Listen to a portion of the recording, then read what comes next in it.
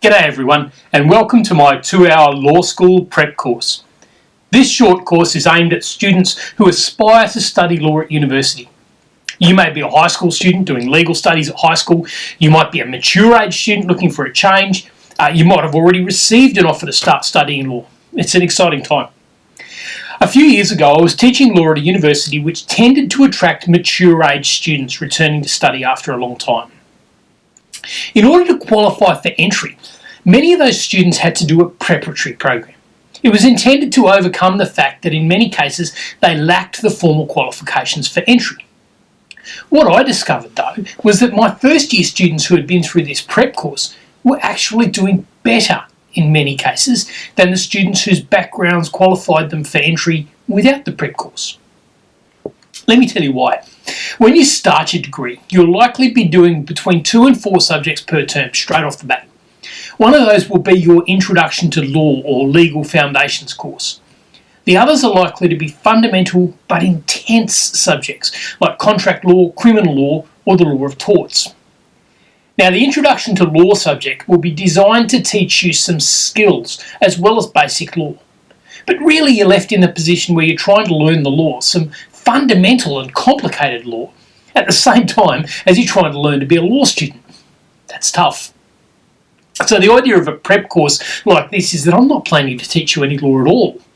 What I'm going to do in this course is teach you about the skills that you need in order to be a successful law student. Now, before we begin, one thing does have me a little worried about this video, and that's that you might listen to me talking about some of these skills and you may be discouraged because you feel you're not ready yet. Don't be discouraged. In each case, I'm going to talk about some strategies for continuing to develop those skills, and there's absolutely no reason that you can't continue developing those skills as you start to study law. I believe in your capacity for success. I just want to help show you the way, and I want to do that in 2 hours. Let's start the clock. I want to start by outlining what the contents of this video will be. We're going to start by talking about structure, an outline of what a law degree involves, an outline of how each unit tends to look, and an outline of the types of materials that you'll encounter from week to week. This will give you a roadmap of what lies ahead over the next few years and some context for the skills that we're going to discuss. Then I want to talk about how law students are assessed and go over some strategies for handling those assessments well.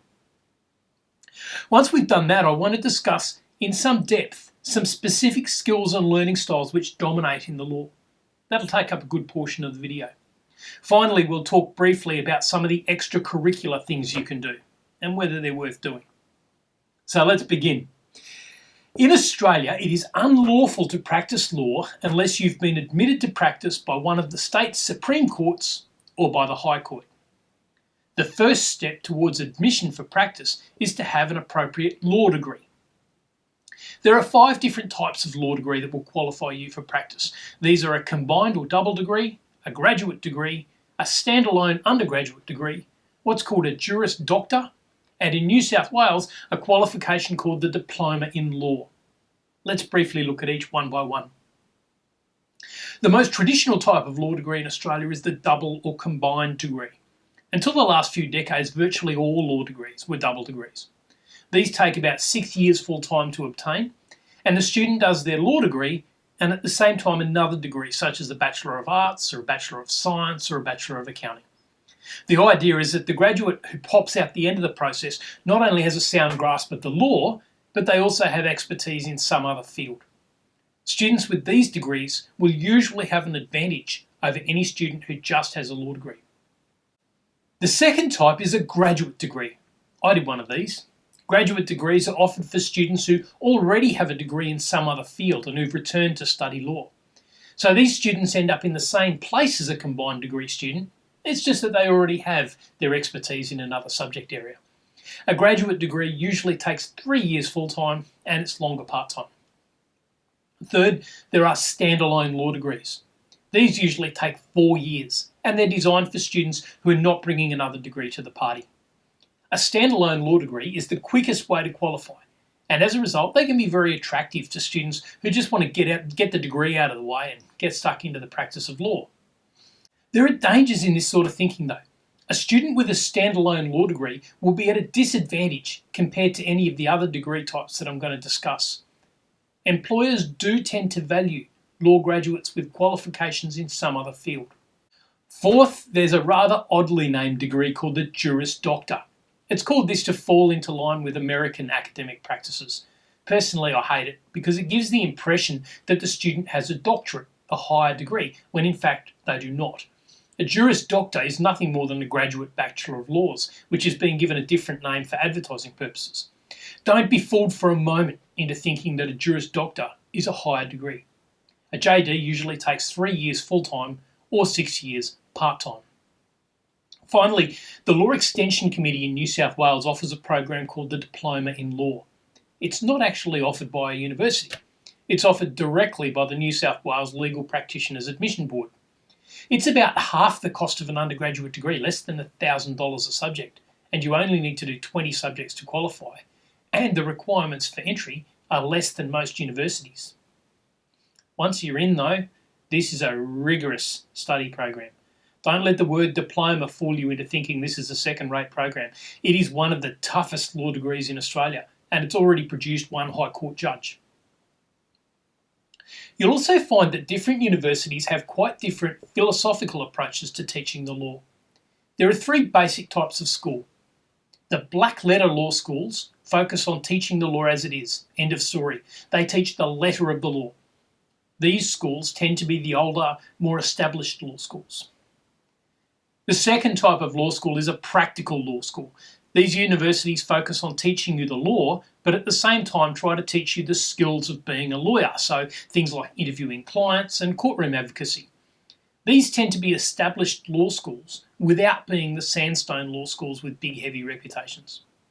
Finally, there are the social law schools. These law schools look at the law, but they also look at how the law affects communities and whether the law should be reformed. These universities tend to be the newer, less established law schools. Now, among all of these, there's no best philosophy. It all depends on what you're looking for in your degree. You may want the towering reputation of an established law school, and black letter law study may suit you, but you'll have less practical skills than if you went to a practical school. But both of these may be wrong for you if your focus is on changing and improving the law. When shopping for a law school, don't be afraid to ask about their philosophical approach and see if it works for you. Okay, your degree is then broken up into subjects or units of study. Each unit takes 1 semester or 1 trimester to complete. Most of the time, full-time students will do 4 units per term, and part-time students generally 2 or 3. Some universities have 2 teaching periods a year, so 2 semesters, with a long break over summer. And some universities have 3 teaching periods a year, so 3 trimesters. Trimesters have massive advantages because they let you move along much more quickly. Or alternatively, they let you move at the usual pace, but they spread the workload more evenly through the year. Now, whichever degree you choose, in order to qualify for practice, you'll need to pass 11 core units of study. These are known as the Priestley 11, named after the former judge whose report led to their development as a standard. These are the 11 aspects of the law that each and every legal practitioner simply must know about if they're to practice law in Australia. Traditionally, you will start with the foundation subjects. Contract law, which is about enforceable agreements between people. Tort law, which is about compensation when someone is wronged. Criminal law, which is about how we deal with criminal offences. And constitutional law, which is about our national constitution, which underpins our whole legal system. The other 7 priestly subjects build on those 4. They are administrative law, which is all about how government agencies make lawful decisions. Civil procedure, which is about basic processes of litigation. Company law or corporations law, which is about the formation and operation of companies. Equity and trusts, which is not about gender equity or anything like that. It's about a completely different area of law, which developed alongside the common law hundreds of years ago. Property law, which includes personal property, but also real property, which is the legal way of describing real estate. Evidence law, which is about the use of evidence in court. And finally, ethics and professional practice, which is all about how lawyers must act and how they must not act. Now, in most universities, those 11 subject areas will actually take up more than 11 subjects in your degree. For instance, it's very common to split up contracts and torts into 2 subjects each. So in that case, you'll cover the Priestley 11 in 13 subjects. Before we move away from the Priestley 11, now is a good moment to tell you that not all law degrees teach the Priestley 11. Any Bachelor of Laws will do so, and also any JD degree. However, there are plenty of graduate certificates and master's degrees out there which specialise in an area of law. So, for instance, you might do a Master of Environmental Law. That degree might give you a specialist knowledge in that one area of the law, but you won't have completed the Priestley 11, and so you won't be able to become a lawyer on the strength of that degree alone.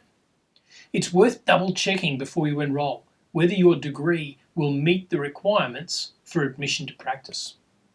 So, you've done the Priestley 11. Most universities will also have a couple of other subjects which are compulsory but which are not in the Priestley 11. For instance, many universities insist on a separate statutory interpretation subject, which is about how to read legislation properly.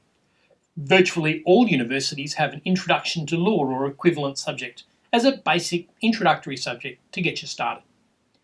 The rest of your degree will be taken up with elective subjects. For these, you get to select from a menu of offerings in much more focused areas: family law, international law, tax law, environment law, defamation law, ancient Roman law. The best universities have a wide range of different elective subjects. And on top of that, in some degrees, particularly the better standalone degrees, you may be required to do some electives from an entirely different discipline, such as English or history or anything else you please. Again, this is about producing law graduates with an exposure to areas of knowledge beyond just the law. In total, you can expect to complete somewhere around 24 subjects in the course of your degree. Once you've finished the requirements of your program, you will graduate with your law degree. If you do a Bachelor of Laws, that carries the post-nominal letters LLB, which stands for Legum Baccalaureus, which is the Latin term for Bachelor of Laws. However, after completing your degree, you're not yet a lawyer and you can't practice law. If you want to do that, you need to complete what is called practical legal training, which is an additional graduate diploma combined with some work experience. Basically, your bachelor's degree teaches you about the law. Practical legal training then teaches you how to be a lawyer. Most people can knock practical legal training over in about 6 months. Once you've done both of those, you'll be ready to apply to the Supreme Court for admission as a lawyer. Of course, many people complete a law degree without any intention of practicing the law. Law graduates are valuable employees in many fields because they can communicate well both verbally and in writing, because they develop the skills of rational analysis, and because these days the law reaches deeply into so many areas of our society that one can hardly imagine any field of social endeavour where knowledge of the law would not be helpful. Bear in mind, though, that if you're studying one of the degrees which does prepare students for the practice of law, that'll be the focus of the program. The working assumption for the program will be that every student intends to practice law. So, to sum up thus far, if you want to be eligible to practice law, then you'll need to complete a Bachelor of Laws, a JD, or the New South Wales Diploma in Law. The legal component will be roughly 24 to 30 subjects, and overall the program will take at least 3 years, but perhaps twice that for a combined or double degree. During the degree, you'll complete the Priestley 11 subjects, and then at the end of your degree, if you want to go into practice, you'll need to complete a further, much shorter course of study called Practical Legal Training. Now let's drill down and look at how a particular subject might look. There's a little bit of danger in doing this because I don't want to give you the mistaken impression that all law subjects are conducted in exactly the same way. What I'm going to try and do is give you a look at a subject outline which I'm confident is typical of many law subjects. But honestly, you can expect to encounter many variations on this theme, especially from the more innovative teachers who are starting to try and deal with the idea that here, nearly a quarter of the way into the 21st century, we don't have to teach law the same way that it was taught in the 19th century. So that we've got something realistic to work with, I'm going to work from a dummy subject outline based on an introductory contract law subject that I used to teach a few years ago. The lectures are still on my channel if you're interested. As I mentioned a few moments ago, universities divide their teaching year into semesters or trimesters. Each semester or trimester looks a little something like this. First, there'll be a teaching block of roughly 6 weeks, and then there'll be a non-teaching week, and then another teaching block of roughly 6 weeks, and then usually an exam preparation week known as SWATVAC, followed by an examination block. After that, there's a short holiday period, and then the whole process starts all over again. Here's tip number 1 though. The non-teaching week in the middle of the term is not a mid-semester holiday. Many students, especially those who've just finished school, think of it as a mid-term holiday. That's foolish. The non-teaching week is really a catch-up week. If you've gotten behind, and that's almost always the case, then this is a great opportunity to make up some lost ground. If you haven't gotten behind because you've followed all the great tips in this video, then this is a good chance to steam ahead. Now, each week will have a particular theme or element which is going to be studied. Let's have a look at this in the dummy contract course. So week 1, we have an introduction to the course. Week 2, capacity to enter a contract. Week 3, intention to create legal relations. Week 4, offer and acceptance. Week 5, the consideration paid for a contract. And week 6, certainty and completeness. Then we go off for our non-teaching week. We come back the following week for week 7, which is express terms in a contract. Week 8, implied terms. Week 9, reading a contract effectively. Week 10, the Australian consumer law. Week 11, the doctrine of privity. Week 12 is our revision week. Then we have exam prep and the examination block. As I say, this is pretty typical, although in some trimester systems, the revision week will be eliminated. Now, this just looks like a long list of jargon terms, really, doesn't it, at first? If we're clever, however, this list is actually ridiculously useful in a couple of ways. First and foremost, if the course has been designed well, and admittedly not all of them are, then these week-by-week topics will scaffold upon one another. In other words, each week builds on the last, so that you gradually accumulate all of the necessary knowledge. It's therefore important to study them in order. Even if you get left behind, don't jump ahead and don't jump to the current week if you haven't done the preceding weeks. Second, in most subjects there's going to be a prescribed textbook. Now I'm going to pretend that our textbook for this course is the Oxford University Press textbook, simply called Contract Law. If we open the textbook to just the table of contents, it really jumps out at us that a whole bunch of the chapters line up with the topics. So week 2 of our course is called Capacity, and chapter 10 of the textbook is called Capacity. Week 3 is Intention, and chapter 5 is Intention, and so forth. Along with the textbook, there is a super useful volume called a casebook, which will extract the relevant bits from the most important cases which line up to the topic each week. Again, many of the chapters line up with our topics. So, right now, at the start of the term, we come to the most crucial moment in the whole process. Literally the most crucial. This is where most students stuff it up. You see, most students run their eye over this list and in the back of their mind they think, okay, I'll get taught about all these things along the way this term, and at the end of it I'll study hard for the exam and hopefully I'll do well. There is a better way. What you should be saying right there on day 1 is this. In roughly 3 months' time, I'm going to have to sit an exam in which I'm going to be tested on all 12 of these topics. My preparation for that exam starts today. Everything that I read, every lecture I listen to, every note I take will be taken with the express purpose of getting ready for that exam. In a few minutes' time, we're going to talk about how we actually do this. The most important thing at the moment is to get your mindset right. When a lawyer researches the law, they don't do it just generally to learn about the law. They do it with a focus.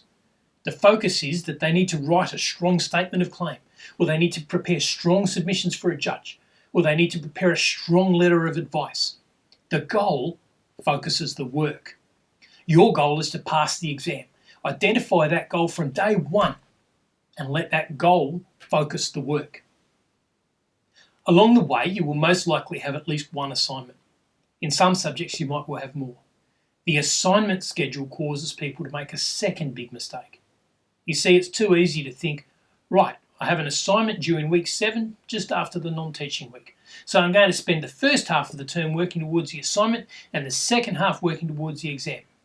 Sounds logical, but I promise this is not the way to do this.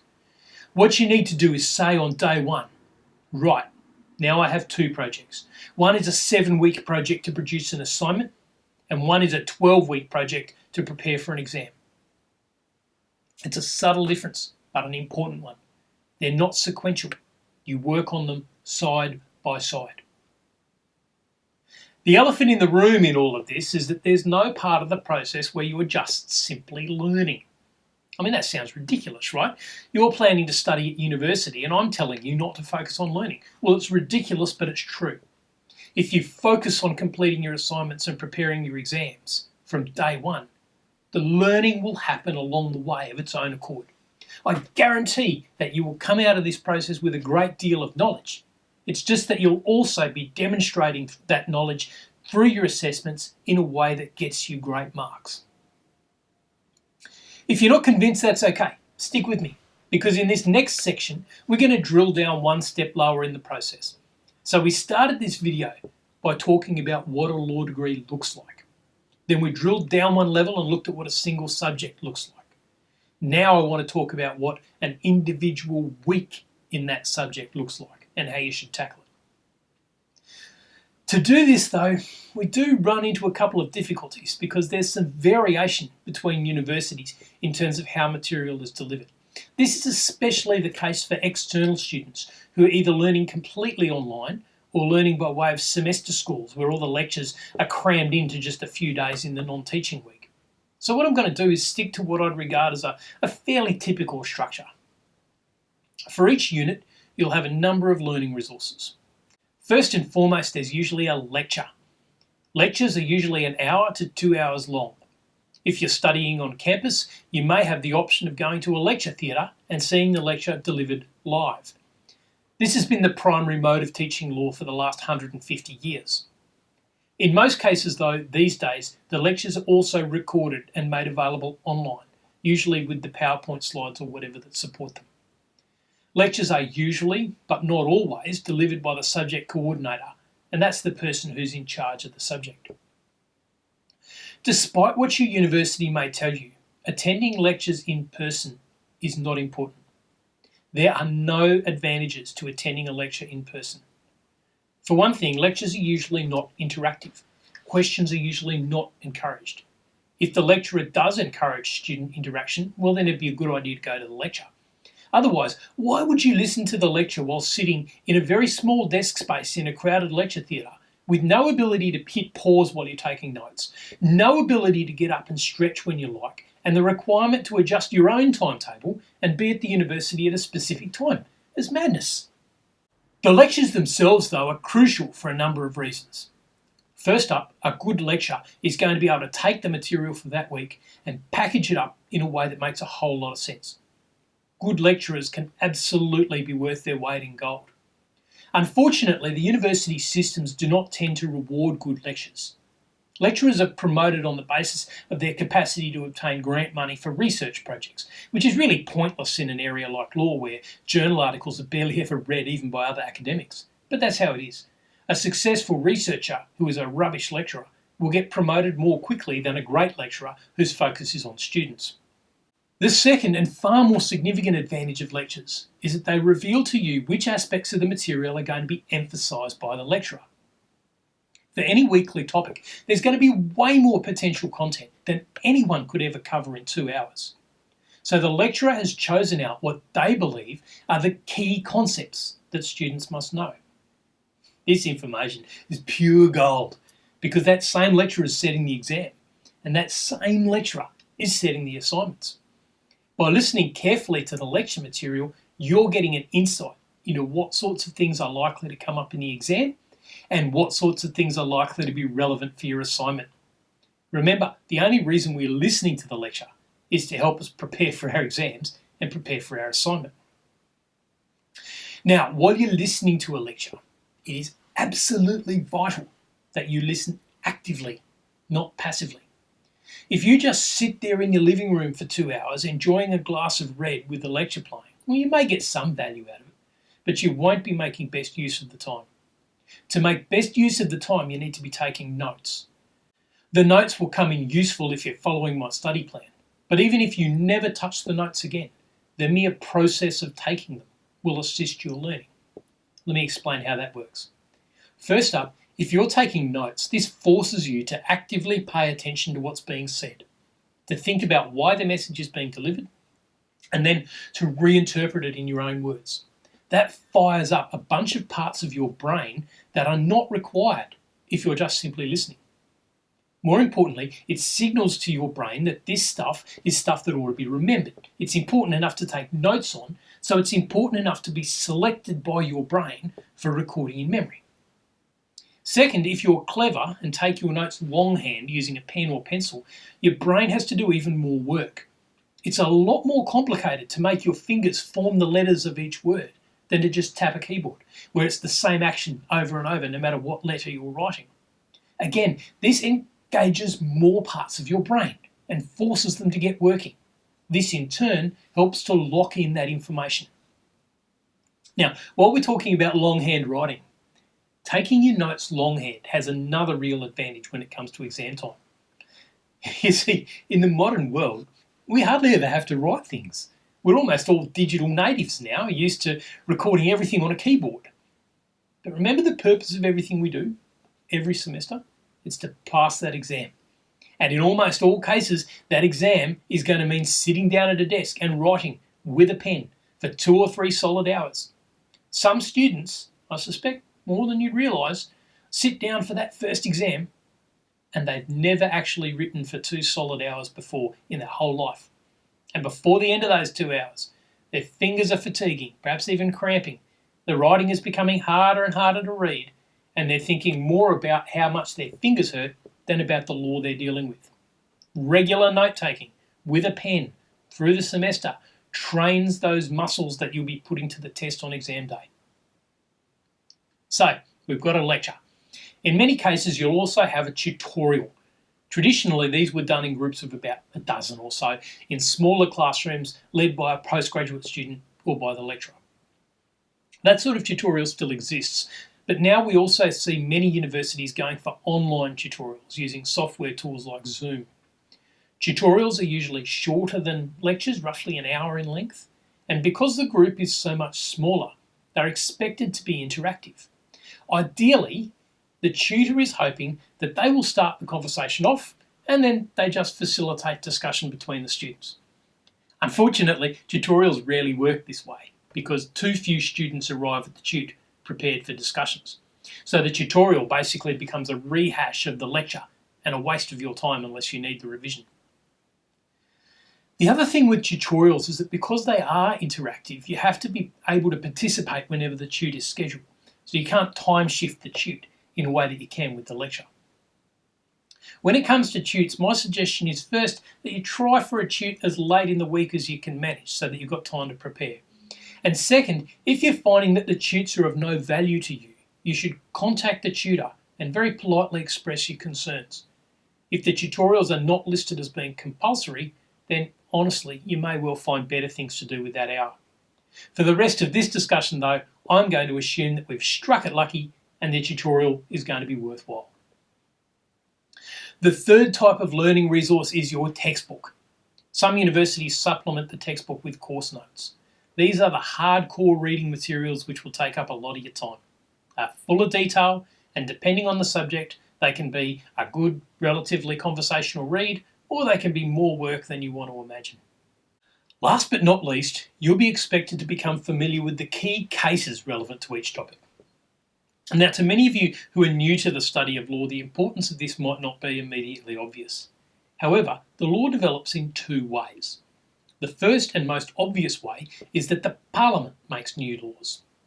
The second way that the law develops is that individual cases come before the court, and the court gives long and detailed explanations of why they make the decisions they make. Those decisions then become precedents for later decisions, which means that when the court comes across other similar situations, they rule on it in the same way. So to understand the law, you have to understand the cases. Sometimes your lecturer may provide you with the cases, but often you'll be expected to find them for yourselves, usually on databases, either freely available online or through your university library, and sometimes using an actual hard copy book. We're going to look at how to find cases towards the end of this video. So those are, if you like, our 4 official sources of information: lectures, tutorials, textbooks or notes, and cases. In addition, there are a range of informal sources of information available online. There's a range of websites that offer summaries of cases. At the moment, my own YouTube channel has more than 100 2-minute case notes where I explain cases in 400 words or less. Other websites have written case summaries. Some sites exist for sharing notes, and some sites exist for sharing essays. Wikipedia now has many thousands of legal articles. A few years ago, any lecturer worth their salt would have been telling you to avoid those sources like the plague.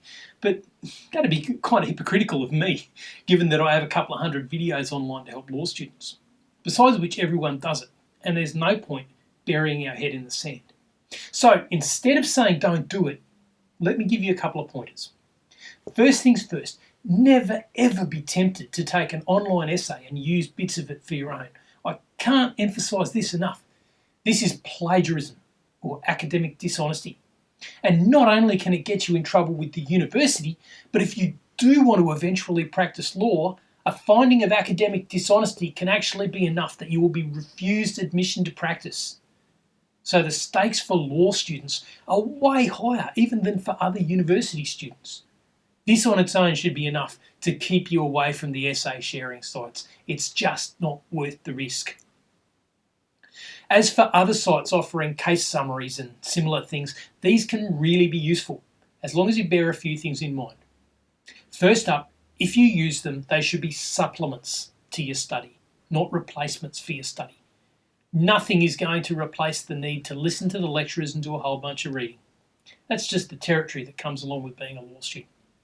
If you rely on the summaries, then you will not be building a bunch of incidental skills like research skills, but also you won't be exposing yourself to the writing styles of judges and the processes of reasoning that they use. Second, you need to think hard about the sources of your summary materials. On many of these sites, materials are uploaded anonymously. They could be coming from a High Court judge, but they could be coming from a Year 12 legal studies student. You have no idea. This is why my name is so clearly attached to my materials, to give people confidence that the materials are being provided by a legal practitioner with a history as a legal academic. Third, and I can't emphasise this enough, ensure that the materials you're using are intended for Australian students. It's no good looking at a set of notes on, say, the law of negligence and then finding that those notes are actually written for American students. In many cases, the law will be quite similar in countries which share the heritage of English law, but even then, you'll end up referring to the wrong cases, and sometimes you may end up referring to laws which simply don't exist in Australia. So be super careful. Now, let's assume we have all these materials. What should your week look like? How are you going to use these materials? Now remember, our purpose each week is to develop our exam prep notes for each week. So we're going to start out by working out what those exam prep notes should look like. I'm going to show you a method that really works for me and for many other students. This is not the only method. For instance, some students swear by mind maps. Those things just drive me nuts. So here's my method. You can play with it as you will, but you must have a method. You must have a focus to help you deal with all the material that you're going to be facing on a weekly basis. My exam notes for each week contain 4 simple elements: a summary, key rules and concepts, at least one case for each rule and concept, and then a quote from each case. I'm going to give you an example, but let me emphasise again, I'm showing you this backwards. I'm going to start by showing you what our weekly exam prep notes look like, but then I'm going to go back and show you how to get them. The summary is a few hundred words long. I usually aim for 500 words, but I'm not too stressed if it's a bit over or a bit under. Less than 250 is probably undercooked, and more than 750 is probably overcooked.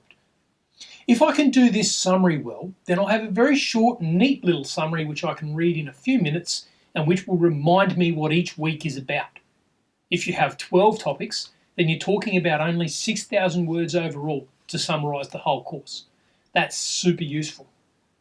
So let's take the dummy contract course I referred to earlier. I'm going to pick out, just as an example, the topic called capacity. Here's what a summary might look like for that capacity topic. Capacity refers to the capacity to enter into a contract. The law starts with the presumption that every person is able to enter into a contract, and then it removes that presumption in circumstances where a person does not have the capacity to enter a contract. The key examples are children, people under a medical incapacity, usually mental illness, people who are intoxicated, and people who are bankrupt.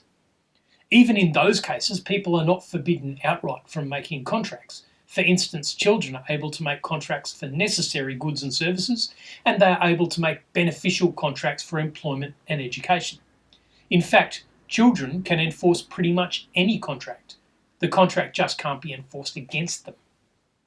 People with a mental illness or people who are intoxicated can still make contracts if they're able to understand the nature of the obligation that they're taking on, or if the other party to the contract could not have been expected to know that they were mentally ill or intoxicated.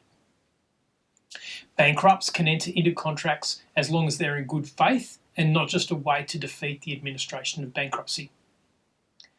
If a person makes a contract while they lack capacity, but then they gain capacity, for instance by turning 18 or sobering up or recovering from mental illness, then they can either repudiate or ratify contracts, which then become binding if ratified.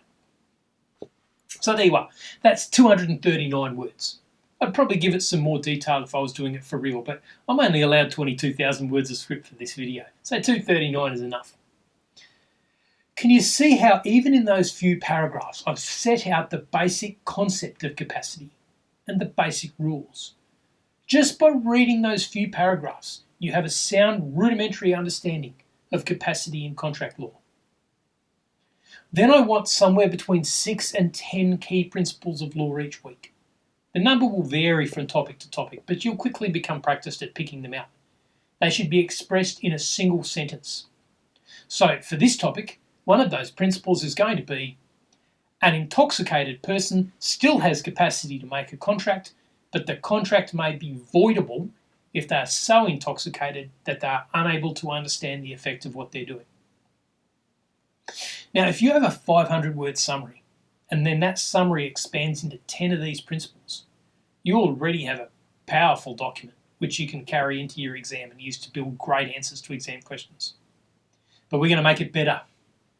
Each proposition of law will then be supported by what we call an authority. This usually means either a section in an Act of Parliament or a statement by the court in a case. So we support each of our principles with the key authority for that principle. In this case, the authority is a case called Blomley and Ryan. And then just to put the icing on the cake, we go to that case and find a quick little quote that expresses the principle. So having read the case, I find that Justice Fulligar has said where the court is satisfied that a contract disadvantageous to the party affected has been obtained by drawing him in to drink, or that there has been real unfairness in taking advantage of his condition, the contract may be set aside.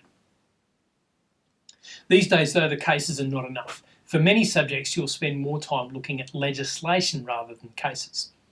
The process is the same, though. You list the legal principle, and then the part of the statute, and finally the relevant quote. It looks something like this. The age of majority, or adulthood, in Queensland is 18. That's in the Law Reform Act 1995, Section 17, quote, the age of majority is 18 years. Now, if you follow this process through, what do you end up with each week? A short summary with 10 legal principles, 10 authorities, and 10 short quotes.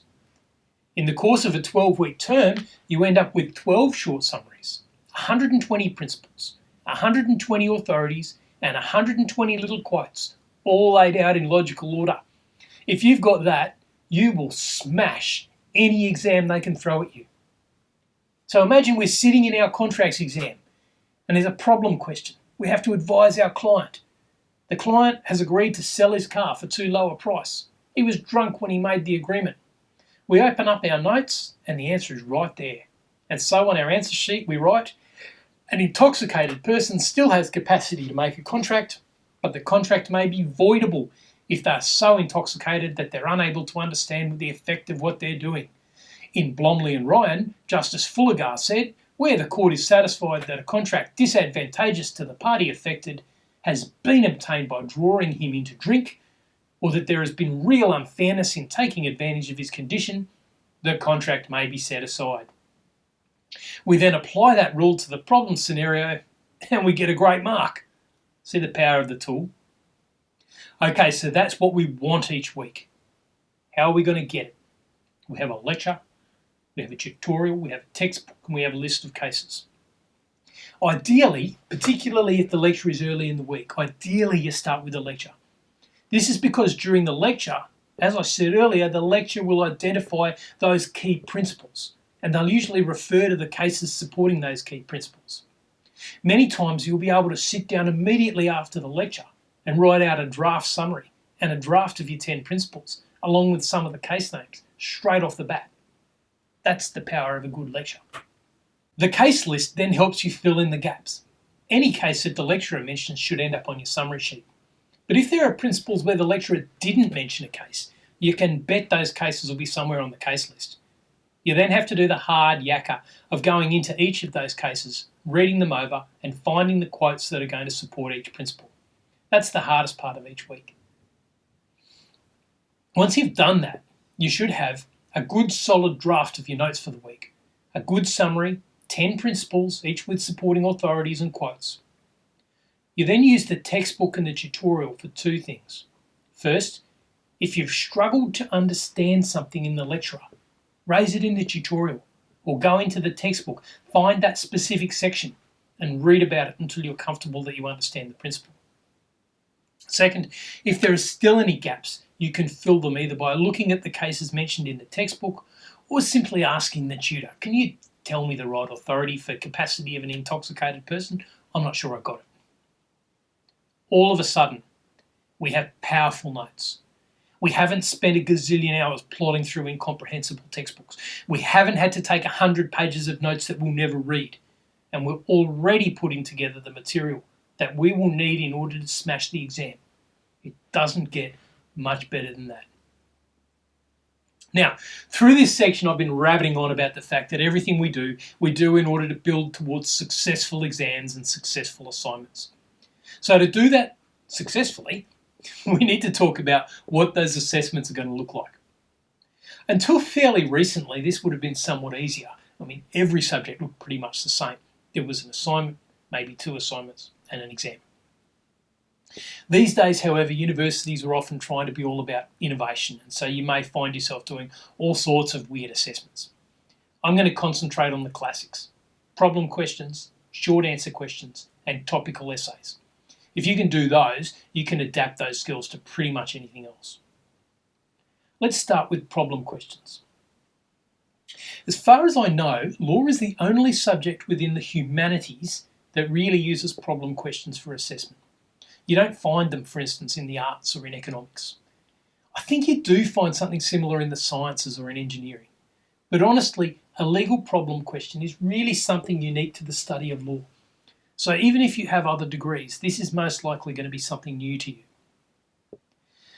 Basically, the way that a problem question works is that you're given a scenario and then you're required to provide legal advice to one or more of the participants in that scenario. So to take the example that we've been using, instead of getting a question that simply asks, what is the law regarding capacity of a person to enter into a contract? You'll get a scenario in which you have to apply that law to something which is similar to the real world. In your early subjects, the scenarios will be quite simple, and then as you advance through the degree, they'll get more and more complicated.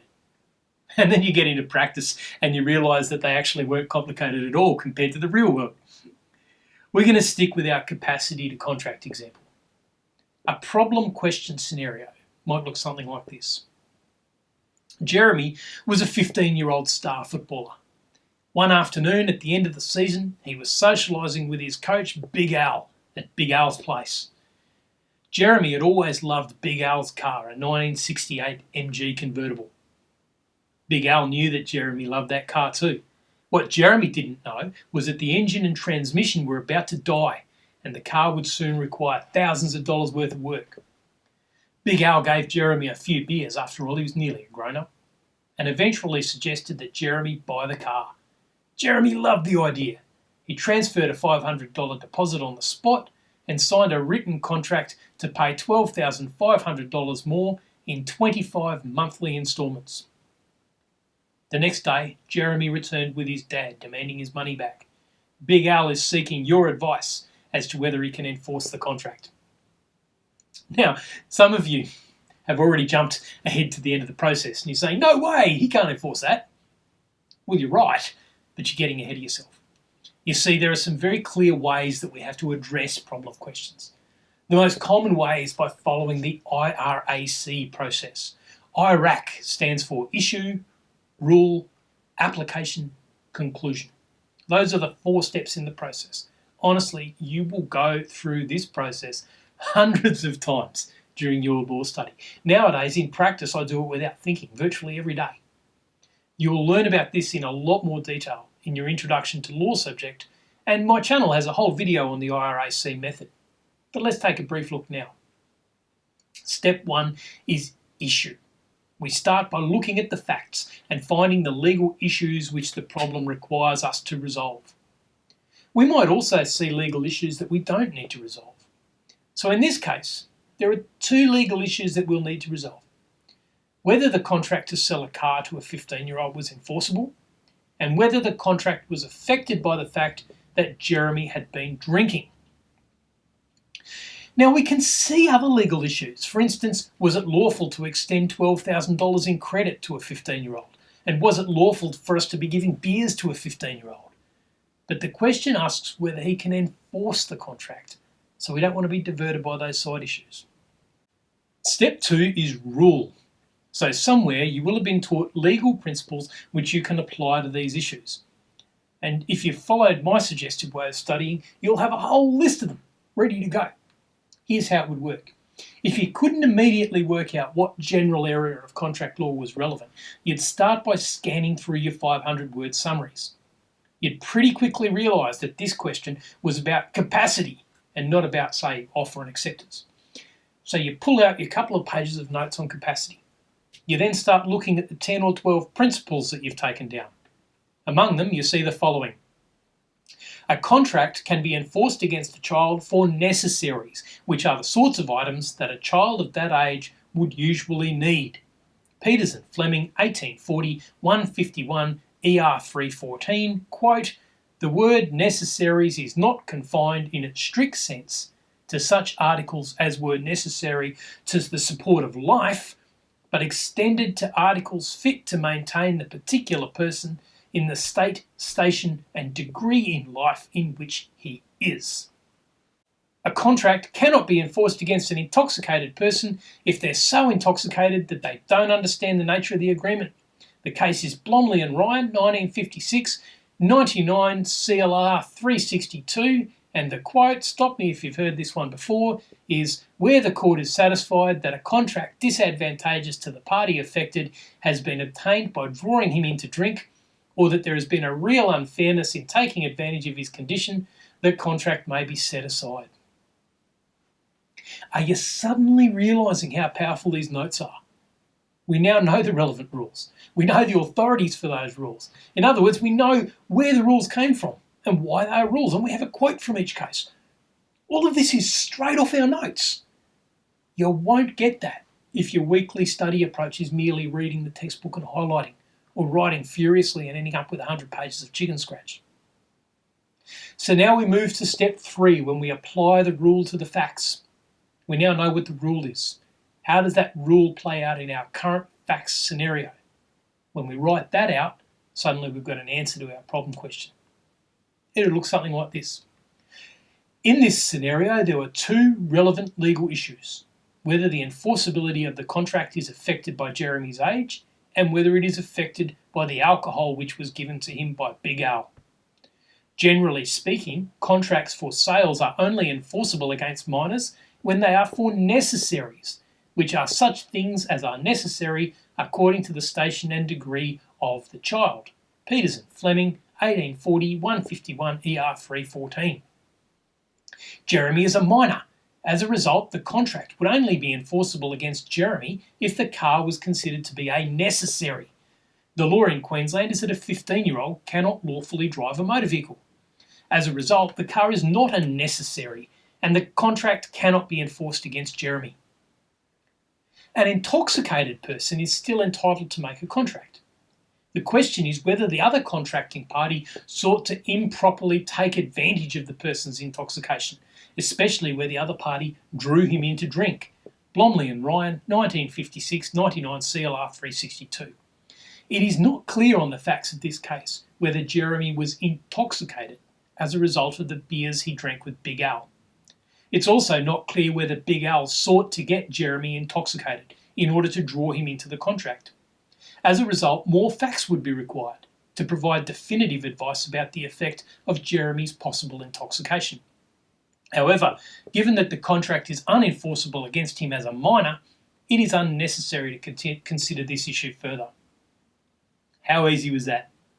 Our weekly notes gave us everything that we needed to put together a solid answer. The final step is conclude. This is important but often overlooked. You need to finish by saying what the right outcome should be. Something like this. In conclusion, the contract is not enforceable against Jeremy because he is a minor and the contract is not for a necessary item. And it may also be unenforceable as a result of intoxication, depending on facts which are not yet known. Now, before we go any further, this is a 2-hour video, so I've been doing everything in short form. My answer there was about 250 words, while your essay is likely to be much longer and more detailed. I also skipped stuff like providing authorities for the age of majority and the age when a driver's licence is available.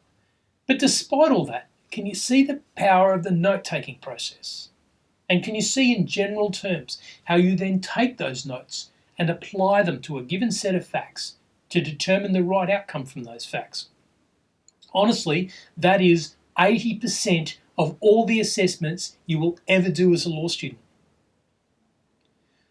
You'll also run across variations on the theme of problem questions. So, for instance, you might be asked to present oral submissions for a pretend court arguing one side of a case. That's really just a problem question with an added oral aspect. Now let's talk about short answer questions. Short answer questions will vary dramatically in their length. For some lecturers, a short answer means a sentence. For some, a paragraph. For others, half a page. It should be made clear to you in the instructions for an assessment how much is required. In law exams and assignments, there are usually 5 key types of short answer question. The first is a definition question.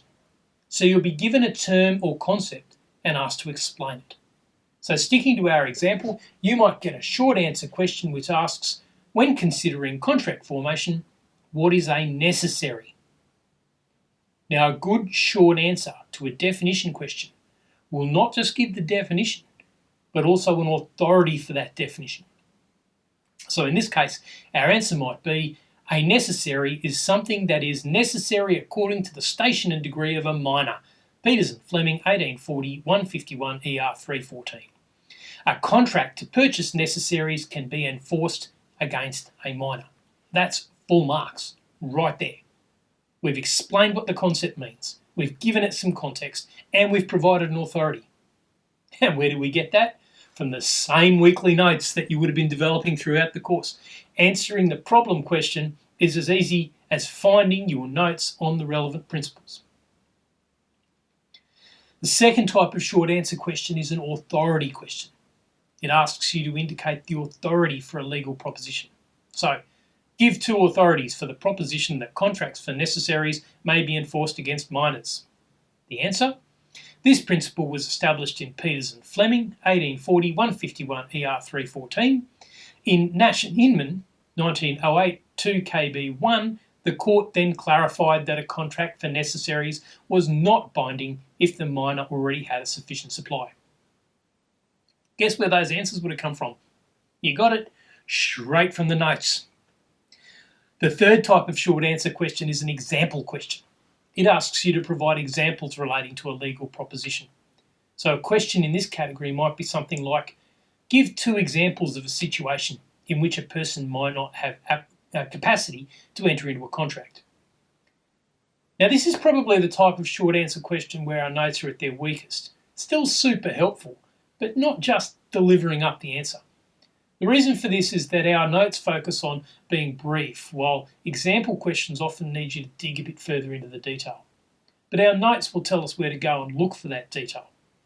So for our example question, our notes deliver us a nice easy answer. A person may not have the capacity to enter into a contract if they're a minor and the contract is not for necessaries. That's Peters and Fleming, 1840, 151 ER 314. Or if the other party to the contract has induced them into intoxication and is taking advantage of that intoxication unfairly. Blomley and Ryan, 1956, 99 CLR 362. The final type of problem question is a comparison question. This type of question requires you to make a comparison between 2 concepts or 2 situations. These are the hardest type of short answer question, and they genuinely do test whether you understand the material, because answering is not just a matter of regurgitating your notes. The question might look something like this. Disputes about capacity to contract may depend on the state of mind of the party which had capacity. Compare Nash and Inman, 1908, 2 King's Bench 1, with Blomley and Ryan, 1956, 99 CLR 362, in this regard. Now seriously, no simple note is going to give you the answer here. But the likelihood is that we will have notes on each of those cases and clues to point us in the right direction. Certainly we're going to be in a better position than the people who rely on highlighters or who take 100 pages of notes. A very brief amount of time spent looking back over those cases will soon give us the answer. A comparison answer has 3 steps. Talk about the first thing being compared, talk about the second thing being compared, then make the comparison. So it goes like this. In Blomley and Ryan, the court found that the contract could not be enforced because the party seeking to enforce the contract not only knew about the other party's intoxication, they had actively encouraged it, and this led to unfairness. In Nash and Inman, the tailor's level of knowledge about whether the miner already had an adequate supply of waistcoats was irrelevant to the question of whether he could enforce the contract. As a result, it seems likely that if the party with capacity knows of the other party's incapacity, they'll almost certainly be unable to enforce the contract. But in some circumstances, they may be unable to do so even if they entered the contract in good faith. So, to summarise, for short answer questions, we have definition questions, authority questions, example questions, and comparison questions. In each case, though, if you want the best mark, your objective will be to give the sorts of information we've recorded in our notes. Legal propositions, authorities, and then some level of understanding or insight. Okay, finally, I want to talk briefly about topical or persuasive essays. If you've studied any of the humanities before, you'll already be really familiar with this type of assessment. Essentially, you're asked to give a view and then to back that view up with argument. I'm going to skip over this type of assessment pretty briefly because it's relatively rare in many law degrees, particularly in the black letter law schools. Now, unfortunately, in the age of social media, people have forgotten how to argue effectively. People either substitute screaming and trolling for argument, or they substitute opinion for argument. All those people running around saying, well, this is my opinion and I'm entitled to it, they really don't get it. I mean, sure, they have an opinion, but unless it can be supported by reasoned argument, their opinion has no value. A solid persuasive essay does not rely on the strength of your opinions, but on the strength of your arguments. So how do we do it? I'm getting bored with the capacity to contract example. Let's choose something else. Let's say we got this topic. Argue for or against the proposition that believing and validating the experience of victims of sexual assault is crucial even if that means compromising with the presumption of innocence. Now let's assume I've done my research. We'll be talking about research methods later. And let's just assume that I've decided I want to oppose that proposition. Here's how to go about it. You start by carefully working out a one-sentence answer to the topic question. If you can't come up with a satisfactory, convincing, one-sentence answer, then you probably haven't done enough research yet. The answer needs to be more than just an expression of opinion. It needs to be informed and convincing. So in this case, we might say, while it is important that victims of crime should be heard and their complaints should be taken seriously, the presumption of innocence is fundamental to our system of criminal justice, and without it, we risk punishing the innocent. Or if we were arguing the opposite case, we might say, the presumption of innocence is an important principle in criminal law, but so is the presumption that justice ought to be done. And in sexual assault cases, the presumption of innocence has become a shield to enable offenders to get away with their crimes. Do you see how each of those demonstrates that the person making the argument has done some research, obtained some knowledge, and they're about to set out that knowledge? Step 2 is to expand that one-sentence answer into 4 or 5 dot points. Again, this will be easy if you've done the research, and impossible if you haven't. So it's a good gauge as to whether you've read enough. If you've done enough research, you'll be able to do this. If you haven't done enough research, you won't. I'm only going to do one of them. So the first one might look like this.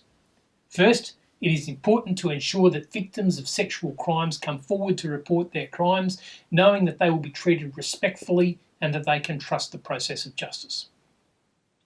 Second, at the same time, it is crucial for the broader operation of society that people believe the criminal justice system only punishes those who are guilty. Third, furthermore, the right to be presumed innocent until proven guilty is one of the fundamental human rights set out in the United Nations Universal Declaration of Human Rights. Finally, if we place trusting the victim on the same level as the presumption of innocence, it is almost certain that we will criminally punish innocent people. Can you see how right now I have the structure for my assignment? If it's, say, a 2,000 word paper, I give myself 200 words for an introduction, 200 words for a conclusion, and 400 words for each dot point. If I demand from myself, say, 3 references and 2 direct quotes for each dot point, then by the end, I'll have 12 references, 8 direct quotes. I'll have a paper which flows logically and which stays directly on track because everything comes back to that one-sentence answer. Okay, before I move off from assessments, let's talk briefly about exams. Exams absolutely terrify a lot of students. And I get it. They're high-pressure situations where your whole term's work comes down to what you produce in a couple of hours. And then you make it worse for yourself by getting terrified. Let's talk about those exams a bit. First up, virtually every exam that you will ever take at a law school will be an open book exam. That means you can bring in anything you like other than electronic sources. This means you can bring in the awesome notes that you will have put together if you've been following my process all term. You can also bring in your textbook and any other useful notes and sources you need. Seriously though, if you follow my process, your notes will be enough with the textbook and the casebook as a backup. In the exam, you can expect to be asked exactly the sorts of questions we've been discussing. Problem questions, short answer questions, and the occasional topic or persuasive essay. The difference is that in an exam, you have to write the answer out longhand. They don't expect nearly as much detail. But if you develop great notes and get used to dealing with problem questions, short answer questions, and topical essays, you will be A-OK. You can also almost always get your hands on past papers, which give you a chance to practice the exam before you tackle the real thing. Okay, we're now roughly halfway through this 2-hour prep course. During the first half of the video, we started at the top and drilled down. We looked at what your law degree looks like. We looked at what each subject is likely to look like. We looked at a week in the life of each subject, and we've talked about strategies for taking notes. We've talked about how your learning will be assessed, and we've talked about how to do well in those assessments. The second half of the video is going to be a bit different. In the second half of the video, I'm going into some detail about the skills that you will need in order to be a successful law student. There is a danger though in me doing this. The danger is that you'll read what I have to say and you'll think, well, I'm stuffed then, because these are not my skills. I promise that's not my intention. The skills that I'm going to talk about are skills that you can develop, and even if you have these skills, you can improve them. So, what skills will I be talking about? I'm going to start by talking about advanced literacy, and then we'll talk briefly about formal logic. These are the two really key underlying skills for lawyers and law students, and most people never stop to think about them. We'll talk briefly about referencing in law school, and finally we'll move on from skills and talk about some of the extracurricular things you can do to support your study of the law. So, advanced literacy. We're going to start with a fundamental proposition, one of my favourites. You hear me say it time and time again. The law is made of words. Cases are made of words. Statutes, written laws, are made of words. Contracts are made of words. Textbooks are made of words. If you want to be a successful law student or a successful lawyer, you need to be an expert with words. And sadly, in Australia, most of us are not. Let me show you what I mean. You don't have to Google too far to find out that there is a perception of a literacy crisis in Australia. But that crisis usually focuses on the number of students who fail to meet basic minimum standards of literacy, which are required to function in the world. There's not much attention paid to our declining levels of advanced literacy. That is, the number of people who can read and write at advanced levels and who have advanced vocabularies. But where attention is paid to these things, the news is grim. There's an OECD study called the Program for the International Assessment of Adult Competencies. It groups people into 5 categories for literacy. Those in the top category, category 5, can perform tasks that involve searching for and integrating information across multiple dense texts, constructing syntheses of similar and contrasting ideas or points of view, or evaluating evidence and arguments. In other words, category 5 sounds very much like what lawyers do all day, every day. In Australia in 2003, a statistical assessment of 17 million adult Australians between 15 and 74 years of age suggested that 82.2% of all Australians were at level 3 or below. Just 1.2% of all Australians, that's less than 200,000 people, were assessed at being level 5. So in order to be ready to be a lawyer, you need to have literacy in the top 1 and a bit percent. There's evidence that literacy has declined over time too. The study I just mentioned only began quite recently, but when preparing this video, I jumped onto the National Library's website and opened up a random story from the Sun newspaper in Sydney, 12th of July 1910, front page. This was one of the sentences. The plan the minister had before him at the time the deputation from the council waited upon him with reference to the lease of land showed plainly that the wharf would be built upon a strip of land vested in the council. Now that's a typical sentence aimed at readers of a working man's newspaper. 43 words, complex grammar, complex vocabulary. Most level 3 readers, which is most Australians, would struggle to read that sentence now. How did this happen? Well, it's really been a combination of things. For one thing, in the 1960s, Australian schools started moving progressively further away from learning rules of grammar and foundations of vocabulary such as Latin and Greek roots. They did this in favour of a more functional approach to literacy, learning by using the language. Unfortunately, what this means is that successive generations of Australians can speak and read English well enough, but they have no idea at all of how the language is structured and why. This inherently limits people's abilities to grapple with more complicated texts. The ability to deal with dense and long text seems to have gotten much worse in the internet era. Readers are now used to bite-sized chunks of words which can be processed in a few seconds. Anything too long on social media gets a derisive TLDR, meaning too long, didn't read. The education system, which seems to be hooked on technology, has adapted to these new learning styles. And what it all means in the end is students who don't understand the architecture of the language and who aren't used to reading or writing dense and complicated text. Unless you're already in the top 2%, you will almost certainly have some work to do to develop your advanced literacy as you study law. So how are you going to do this?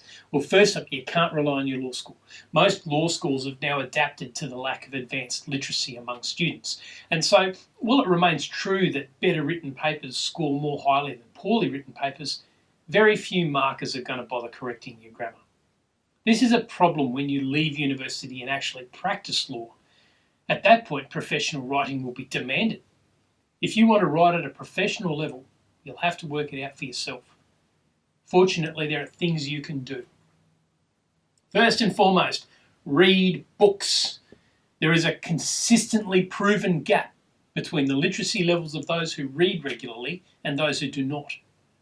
But when I say read, I don't mean crime novels or trashy fiction or articles online.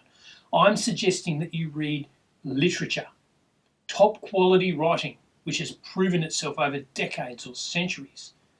By reading the work of the best authors in history, you will slowly accumulate exposure to the full language.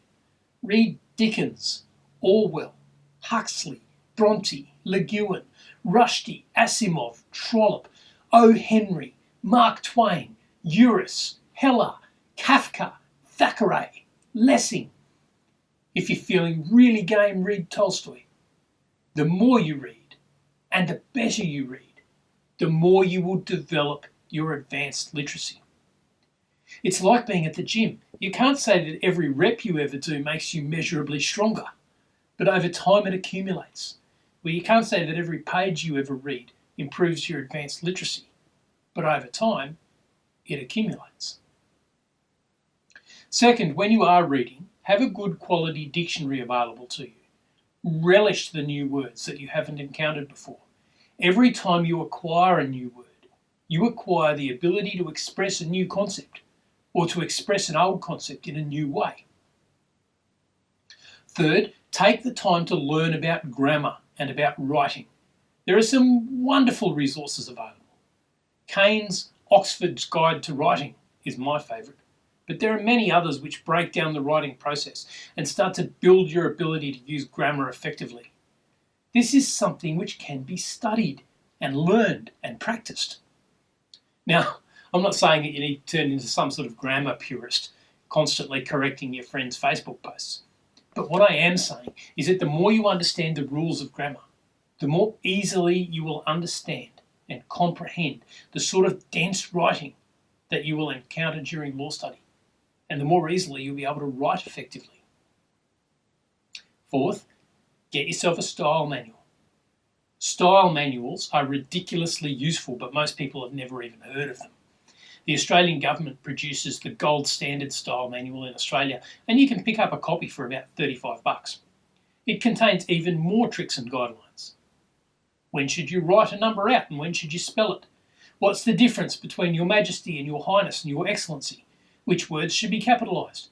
All these sorts of things are found in the style manual. Fifth, and finally, get yourself a book or do an online course in proofreading.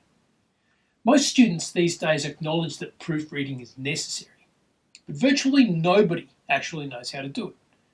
If you learn to proofread, you get more than just the ability to carefully read your own materials.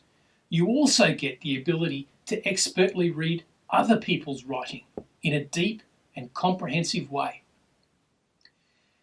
If you have 6 months before you're going to be studying law, and you spend that 6 months reading great works of literature and spending a little while each day looking into a writing guide or a style guide or a proofreading guide, you will emerge a far more powerful user of the language and therefore a far more effective law student.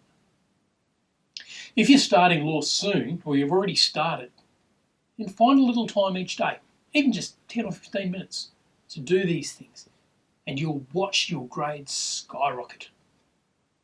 For an examiner or an employer or a judge, reading professionally authored writing is just a joy and a relief. You can reap the benefits of that.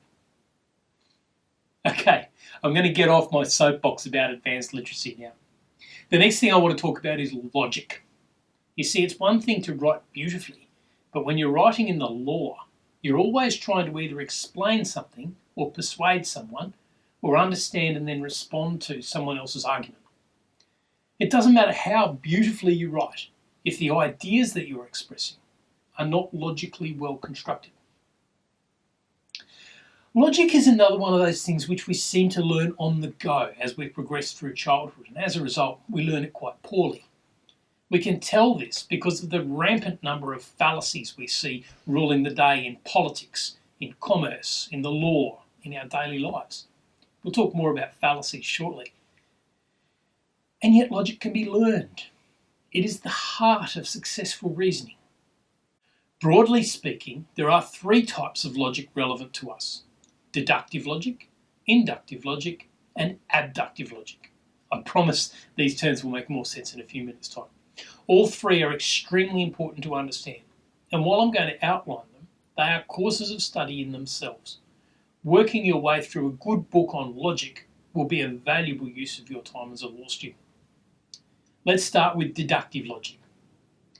Deductive logic is a formal way of taking a series of propositions, which are called premises, and then adding them up, almost mathematically, to produce a solution. When you're using deductive logic, if all of the premises are true, then the conclusion must be true. So, a simple example. All chickens lay eggs, Agnes is a chicken, and therefore Agnes lays eggs. You can see that if it is true that all chickens lay eggs, and if it's true that Agnes is a chicken, then it must be true that Agnes lays eggs. If the premises are true, then the conclusion must be true. Let's look at a more complex one. If the wind is strong or if it is raining, it is not a good day for a picnic. The wind is strong today, therefore it is not a good day for a picnic. You can see that our first premise here contains a number of factors. First up, we're saying that whether it's a good day for a picnic or not is a conditional question. It depends on other factors, and it depends on two other factors: whether the wind is strong and whether it is raining. However, either of these factors on their own is enough to make it a bad day for a picnic. Today the wind is strong, so it's not a good day for a picnic. Now let's imagine we change that proposition slightly. So it looks like this. If the wind is strong and if it is raining, it is not a good day for a picnic. The wind is strong today, therefore it's not a good day for a picnic. Can you see that the argument here is no longer true? Because to make it a bad day for a picnic, we now need wind and rain, both. And we don't know whether it's raining or not, so we can't conclude that it's a bad day for a picnic. Logicians use a series of special symbols to sometimes make very long and complicated series of propositions. It's a very powerful tool. But why am I carrying on about it as a tool for lawyers? Well, let's consider a provision in a contract which says if the delivery is late and the later delivery is the seller's fault, or if the goods are delivered to the wrong address, the buyer will be entitled to a discount of 25%. If we break this down logically, it tells us that there are two conditions which can result in a discount. One is delivery to the wrong address. If the goods are delivered to the wrong address, the discount applies. The second is if the goods are delivered late and if the late delivery is the fault of the seller. So if the goods are delivered to the right address, but they're late, and it's not the fault of the seller, well, the discount doesn't apply. You see how important it can be to break the propositions down? Let's look at another from the criminal law. In the criminal law, we break offences down into their elements, and the prosecutor must prove every one of those elements. So stealing is 1, taking, 2, of a thing capable of being stolen, 3, belonging to another person, 4, without the person's permission, 5, and with the intention to permanently deprive the true owner of the thing. All 5 of those propositions have to be present in order to have stealing. If any one of them is not there, the defendant is not guilty. This logic is powerful stuff. Now, I have to emphasise there's so much more to it than what I've outlined here. Any time that you spend between now and the start of your law degree learning about deductive logic will help you train your brain in the skills required by a successful law student or a successful lawyer. So, let's say we have an argument in deductive logic. Let's go back to our chicken argument. All chickens lay eggs. Agnes is a chicken, therefore Agnes lays eggs. Now, we've already said that if the two premises are true, the conclusion must inevitably be true. But what if we want to argue that the conclusion is false? Well, there are two ways we can do it. First, we can show that one of the premises is not true. So in this case, we might say to our opponent, we do not agree that all chickens lay eggs. Some chickens are roosters, and they do not lay eggs. Can you see that by making that response, we've ruined their argument? We no longer know that Agnes lays eggs because it's no longer true that all chickens lay eggs. Agnes could be a rooster. The second way we can defeat the argument is by showing that the premises do not, in fact, add up to the conclusion. So, let's say the argument went like this. All chickens lay eggs. Agnes is a chicken or a fruitcake, therefore Agnes lays eggs. Straight away, just on instinct, you can see that this looks wrong. The premises don't add up to the conclusion. These two lines of attack work well in the law as well. Let's go back to our stealing argument. Stealing was 1, taking, 2, of a thing capable of being stolen, 3, belonging to another person, 4, without the person's permission, 5, and with the intention to permanently deprive the true owner of the thing. If we can show that any of those propositions are wrong, then we defeat the charge.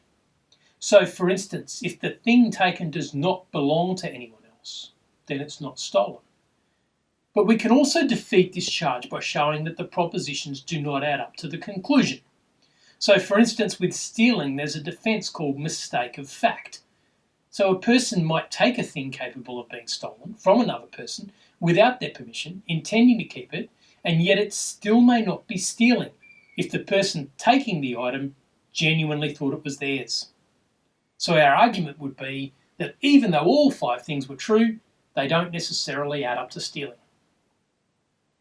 Are you starting to get a sense of how powerful logic can be for a lawyer or a law student?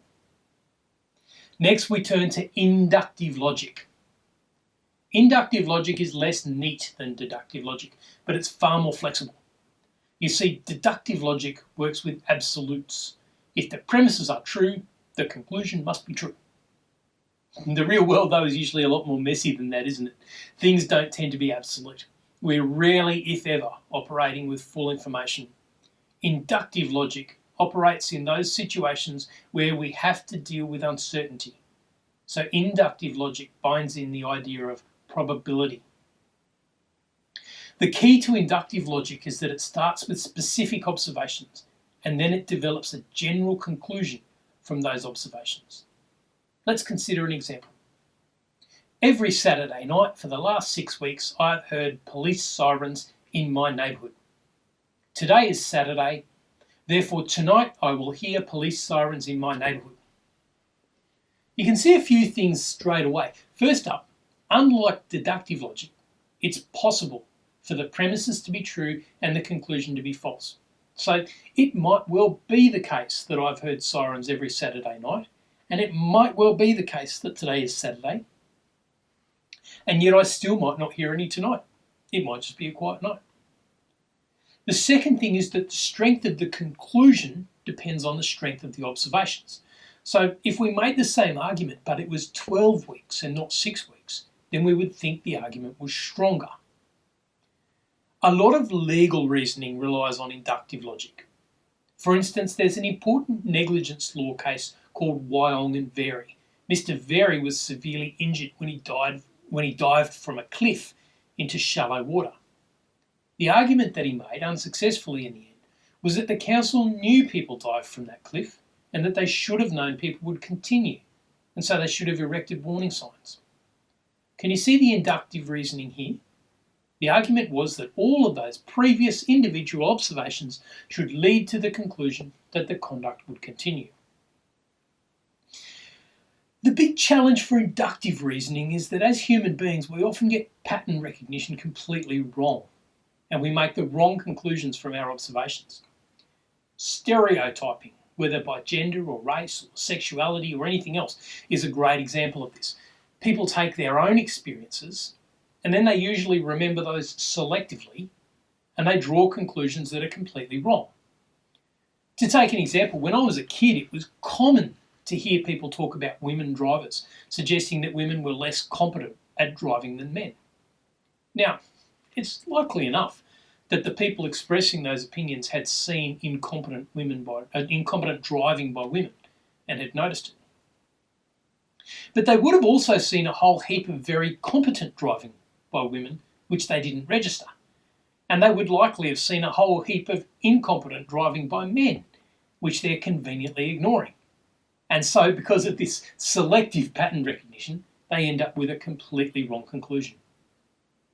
So while inductive logic is natural and powerful and pretty much the only way to make sense of the world where we don't have complete information, it also carries some real dangers, and we should interrogate those inferences that we're making to be sure they're not just biases. Finally, abductive reasoning. Abductive reasoning happens when you take a series of observations and ask yourself, what is the best explanation for these observations? So abductive reasoning is similar to inductive reasoning in the sense that you're dealing with incomplete facts. The difference is that inductive reasoning looks forward and asks, what is going to happen? Abductive reasoning looks backwards and asks, what happened? This is the basis of almost every case that relies on any form of investigation. I'm not going to take abductive reasoning any further at this point because this is a prep video, and in law school you're almost never going to be doing anything investigative. When you get into practice, you'll use abductive reasoning. For instance, if you're interviewing a client, your whole purpose is to work out what happened. So you'll start with the facts that you have and try to work backwards to uncover the story. At university, though, you will almost always be given the facts, and the worst thing you can possibly do is start inventing new facts in a problem question. Alongside logic, there are a bunch of things we call fallacies and biases. These are insanely important, but you won't get taught about them at uni. Fallacies and biases look like logic. They seem logical. If you're not listening hard, it is super easy to be fooled by them, but they're wrong. Politicians, salespeople, and other untrustworthy types of people use fallacies and biases all the time. The unfortunate reality is that your opponents during your legal career will do the same. So it's important to be able to spot these things. Now, I could probably do a 2-hour course just on fallacies and biases, so I'm not going to be able to cover the lot here. But here's a general introduction to a couple of the more prominent ones. We'll start with fallacies. Fallacies are errors in the actual logic of your thinking. There are dozens, but here are 4 of them. The first one is sometimes called the false cause fallacy, but many people still give it its Latin name, post hoc ergo propter hoc, which means after it, therefore because of it. This is the false idea that people often get, that because one thing follows another in time, the two must be related. Consider a neighbourhood which until now has been a quiet neighbourhood. Then some new people move in, and they're in some way different to the rest of the neighbourhood. It might be racial or religious or a matter of social class, but in some way they stand out. And after they arrive, there's a spate of burglaries in the neighbourhood. People begin to say, this sort of thing never used to happen in our neighbourhood. It's only started since those new people moved in.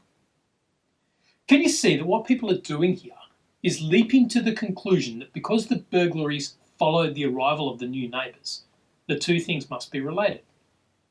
And can you see that in fact there is no basis for that assumption at all?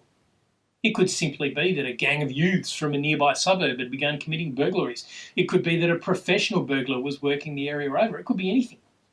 By leaping to the unsupported conclusion that because the burglaries followed the new arrival, they must have been caused by the new arrival, the locals are falling into a logical fallacy. It kind of seems like it's logical, but it's not. Next, the false equivalence argument. You see this a lot in politics, and boy does it irritate me. The false equivalence fallacy occurs when someone assumes that because there are two sides to an argument, they need to be treated as though they're equally possible and equally valid. They need to be given equal airtime. This happens, for instance, when someone says, well, there are two sides to the climate change debate and we need to listen to both sides. They say this even though one side has the overwhelming support of virtually every scientist in the world, plus hundreds of research papers and thousands of real-world observations of everything from ice cores to hurricanes. And the denial side has pretty much nothing. In such a case, treating the two sides as equally valid is a fallacy. The proper way to deal with a situation like this is to treat one side as overwhelmingly likely and the other side as overwhelmingly unlikely. The next fallacy is quite closely related to false equivalence. This one is called the compromise fallacy, or the middle ground fallacy. This is the idea that some people have that if you have a strongly held opinion on one side and a strongly held opinion on the other side, then the truth must be somewhere in the middle. Now, of course, sometimes that's true. We might even say that often it's true, but it is not the basis for a logical assumption.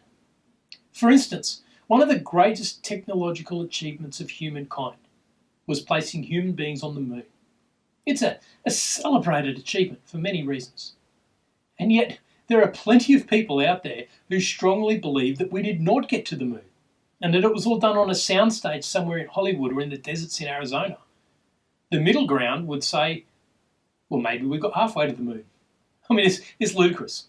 But in other situations, it's tempting. I mean, let's say one group of people strongly believe that left-handed people commit massive amounts of crime, and another group of people believe that left-handed people commit no crime. A compromiser might say, well, I'm sure some left-handed people commit crimes, so perhaps they should be under greater surveillance. The false equivalence fallacy and the compromise fallacy both teach us that sometimes the extreme views are valid and sometimes they are not, and we should not make any assumptions without examining the evidence. The false equivalence people assume that the extremes are necessarily true. The compromise person assumes that the middle ground is true. None of these assumptions are safe. The final fallacy I want to talk about is the straw man fallacy. This happens when someone is trying to rebut or defeat someone else's argument, but instead of replying to what their opponent actually says, they reframe that argument to make it weaker and then attack the weaker version. The most notorious version of this in recent years happened repeatedly during an interview on BBC4 television, where presenter Cathy Newman interviewed clinical psychologist Jordan Peterson. The interview has, at the time of recording, been watched around about 20 million times on YouTube. Throughout the interview, virtually every time Peterson gave an answer, Newman reframed it, starting her next question with, "So what you're saying is..." During the interview, Newman raised the idea of the gender pay gap. Peterson acknowledged that there was a difference between the pay of men and of women, and he explained it this way.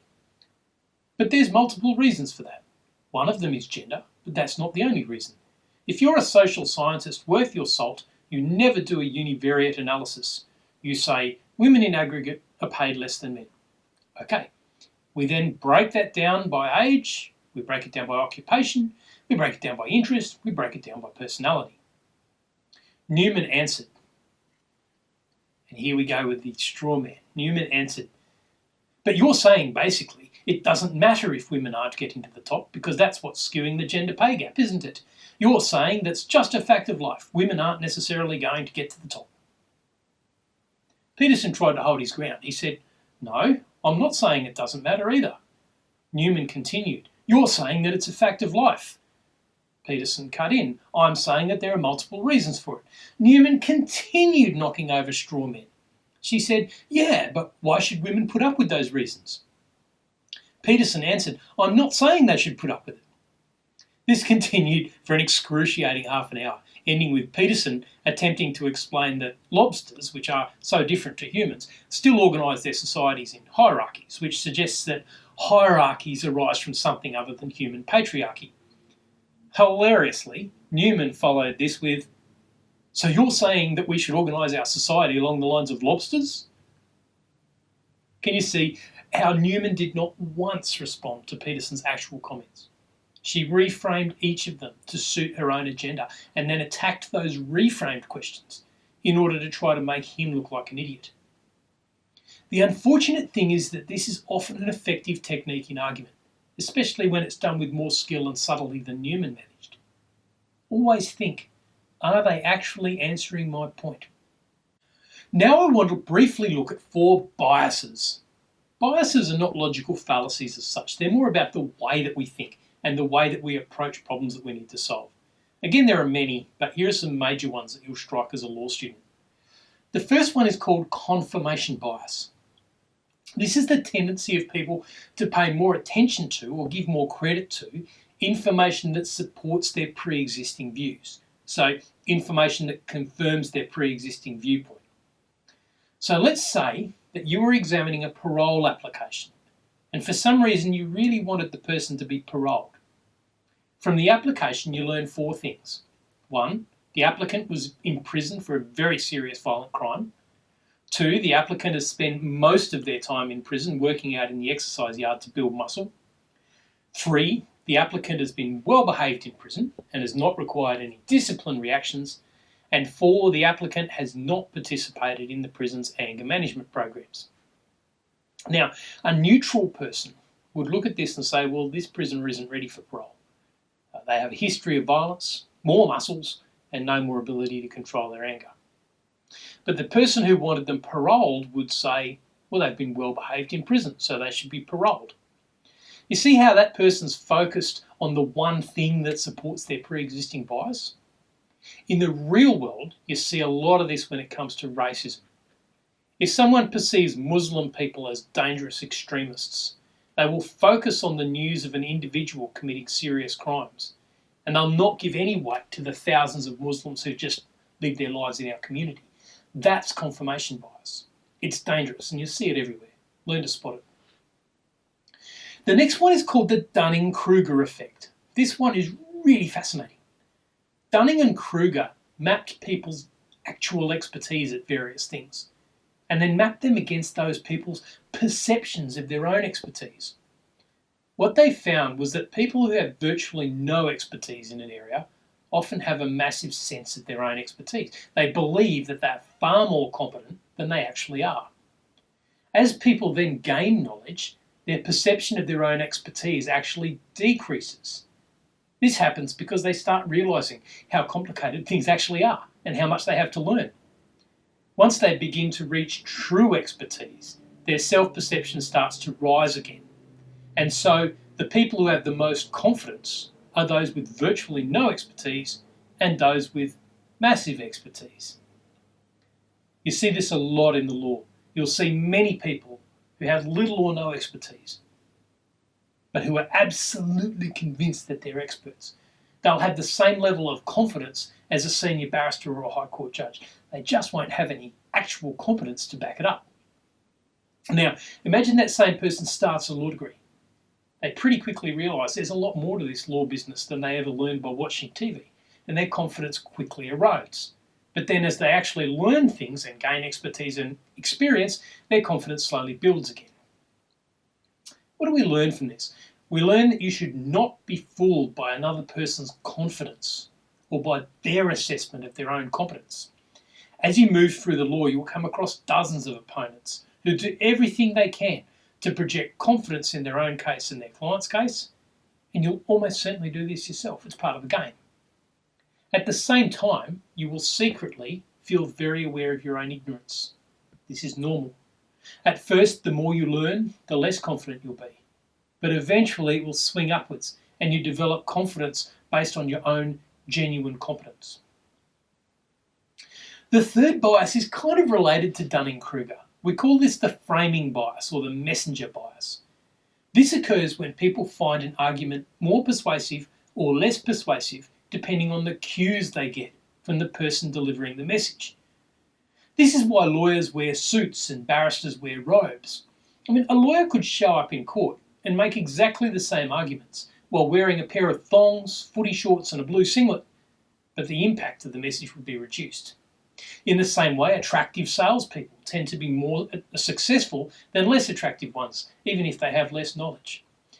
Juries may find witnesses more or less convincing, depending on the way they look. It's really quite sad that this is true, but it genuinely is. When I was lecturing at universities, I'd quite often insert into a problem question the fact that a certain person was a junkie or a prostitute, and students would really want that person to lose, even if it was irrelevant. Don't be like that. Analyse the message, not the messenger. Finally, the last bias I want to mention is super important for law students. This is called the just world, or the expectation of justice bias. This happens when people really want the world to be a just and fair place, and so they act like it's going to be, even though it often isn't. The difficulty for law students is, of course, that the law aims for justice. We want the law to produce justice. And so when we look at a problem question, it's really easy to begin by asking, what would be a just outcome here? The problem is that as lawyers, we focus on the law and let justice work itself out. This means that sometimes we follow the law even when the outcome seems awful. You can't begin by assuming the outcome will be justice. Let me give you an example. In a case called McHale and Watson, a 12-year-old boy threw a short, sharpened metal rod in the direction of a younger girl. It hit her and resulted in the loss of the poor girl's eye. She sought compensation. The court had to consider two questions. First, whether the duty of care held by the boy should have been the same as the duty of care for an adult. The court said no, it should be judged by the standards of a normal child of that age. Well, fair enough, that sounds reasonable. The second question for the court was whether a normal 12-year-old would understand the danger of throwing a dart at head height in the direction of another person. 3 out of the 4 judges said, in essence, that this was just boys being boys and that he need not have realised the danger. Only one of the judges took the view that no sensible boy would have thrown the dart, and as a result, Susie McHale got no compensation. Now, if we were dealing with a problem question on similar facts, anyone with a sense of justice would say this girl deserves compensation for her lifelong mutilation and disability. But to get a good mark in the assignment, you would have to apply the law. You'd have to look not at the damage, but at the duty of care to be expected of the child who caused the damage. You might not always like the results. By the time you become a lawyer, you will no doubt realise that justice is something you have to fight for. It's often not something that occurs naturally. The law can be a rough business. On that uplifting and happy note, let's quickly review. The 2 key underlying skills that I suggest every law student work on are advanced literacy and logic. Advanced literacy you can develop by reading great literature, by expanding your vocabulary, by using grammar reference books and style guides, and by learning the professional skill of proofreading.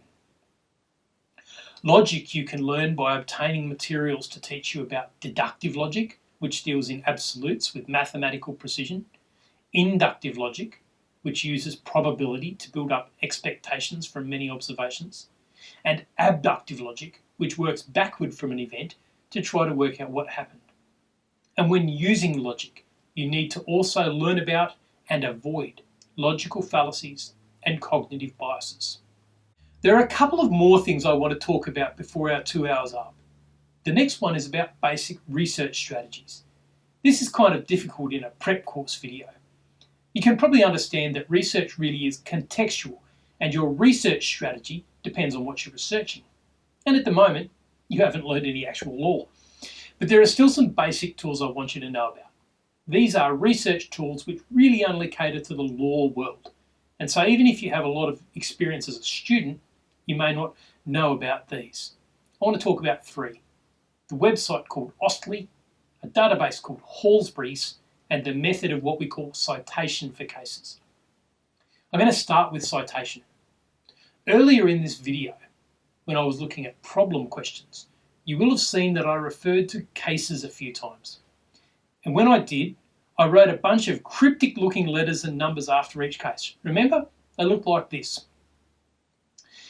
You may well have been thinking, what on earth is all that about? Well, those letters and numbers give us what we call the citation details for each case. Over time, as a law student, reading and understanding these will become second nature to you. In general, there are two types of citation that you'll come across in Australia. The Americans have their own really weird system, which I'm not going to deal with in this video. In Australia, you'll find the traditional or bound volume system of citation and the medium neutral citation. Don't worry if you don't understand those terms yet. You soon will. The bound volume system of citation is based on old school physical libraries. Now, I was planning to do this section of the video from an actual library, but I'm recording this during the great coronavirus shutdown of 2020, and social distancing rules mean I can't really go to the library. Now, the citation gives you a number of pieces of useful information. First, it tells you the year, then it tells you the volume, then it tells you the series, and finally the page. So one of the questions we looked at in our discussion of problem questions was Blomley against Ryan, which has the citation information 1956-99 CLR 362. What's that telling us? Well, because I've been around for a while, I know that CLR stands for the Commonwealth Law Reports, which is a collection of the decisions of the High Court of Australia and some from a court called the Privy Council, which is no longer part of our system. So the citation is telling me that if I want to read this case, which was heard in 1956, I go to the Commonwealth Law Reports, pull out volume 99, open it up to page 362, and there it'll be. With these citations, you can find an individual case from among the thousands of volumes in the library. No catalogue required, no browsing required. The system is awesome. Let's try it one more time. Peters against Fleming has the citation 1840-151 ER 314. Now, this is a pretty old case, and many of the old cases from before about the 1860s have been collected together into a massive big collection known as the English Reports. The citation is ER. So we go to the English Reports in the library, we pull out volume 151, open to page 314, and there we are. Now, obviously, to make this work, you do need to become familiar with the initials for various report series. Honestly, though, most of the time they come from a pretty narrow range. On the screen at the moment are a few of the most relevant report series for Queensland students. But those of you from elsewhere will quickly find that you become familiar with the most common report series in your jurisdiction. Finally, some report series don't actually have volume numbers. Instead, they have one volume for each year. So there's a 1976 volume. You can tell these series from the citation itself. For one thing, there won't be a volume number, but also you see the year in square brackets, not round brackets. Again, this becomes second nature after a while. The second type of citation which I mentioned was medium neutral citation. This term began to be used when the internet and internet research were still quite young, and many databases were still on CD-ROMs and recordable DVDs. Nowadays, what they call a medium neutral citation, we would just call an online citation. Obviously, the traditional system of citation is not going to work online, because online you don't have volumes and you don't have pages. Instead, the citations follow a different pattern. In this video, we haven't run into a medium neutral citation yet, so I'll pull one out.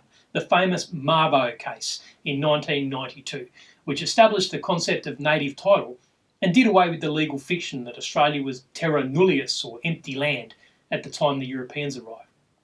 The medium neutral citation for this case is 1992 HCA 23. What this is telling us is that this was a 1992 case heard by the HCA, or the High Court of Australia, and that its sequence number for that year was 23. This gives us everything that we need to find the case on an online database. But Anthony, I hear you say, what online databases? Well, let's have a look now. There are actually a range of databases which you'll learn to use as a law student. I'm going to focus on two of them here, but once you start your studies, one of the most important initial tasks will be to go exploring the databases that your university has. They will be available to you on your private home computer as long as you have your university login. And these days, you can't do well as a law student unless you're familiar with their use. In this prep video, I'm going to concentrate on two mind-bogglingly useful databases that you simply must know about. The first one is called AustLII. This stands for the Australian Legal Information Institute. It started out as a joint project between the University of Technology, Sydney and the University of New South Wales, but it has since led to similar projects in dozens of countries around the world and to an international version called WorldLI. This is the current front page of AustLII. It started back in the infancy of the internet and they've only really changed the interface once. So once you know how to use AustLII, you can be pretty confident with it. AustLII contains every written law in Australia. I'll say that again. Every single written law in Australia is found on AustLII, and they're easy to find too. So let's say we wanted to find Queensland's Mental Health Act 2016. We click on Queensland, then on legislation, then on consolidated acts. A consolidated act is one where any amendments or changes made by the Parliament have been incorporated into the act. Then we click on the letter M, then we scroll down to the Mental Health Act and click to open it up. This brings us to what is essentially a contents page for the Act. Every section number is a link, so you just click the section number, we'll click section 31 regarding examinations, and it opens up the section. How easy is that? It gets better though. Let's go back to the home page. AustLII also contains virtually every decision of every court in Australia since 1996. And in some cases it goes way back, even earlier than that. It contains every High Court decision that has ever been made, in full, for free. Let's find the Mabo case that we were talking about a few minutes ago. The citation was 1992 HCA 23. So HCA tells us this was a High Court case. The High Court is a Commonwealth Court, so we start by clicking CTH for Commonwealth, and then we click High Court of Australia. It was a 1992 case, so we open up 1992. The cases are listed month by month. We can then either scroll down to find number 23 or just search within the page for the word Mabo. Click on the case, and there it is. AustLII has a bunch of other cool features, and I don't want to hit you with too much detail in the prep course. It's enough to know for the moment that on AustLII you can find every law made by every Australian Parliament and thousands upon thousands of cases, including all High Court cases. I don't believe any law student can get through law school in this day and age without using AustLII. And I would think a reasonable guess is that during a degree you would use AustLII maybe 10,000 times. It's your bread and butter. And because it's free, you can get online and start looking about on AustLII right now, even if you haven't even applied to start uni. Oh, and there's also an AustLII app, which gives you access to the full database on your smartphone. How cool is that? The second database I want to talk about is called Halsbury's Laws of Australia. This database is not freely available. It's on a database service called Lexis Advanced Pacific, which used to be called LexisNexis.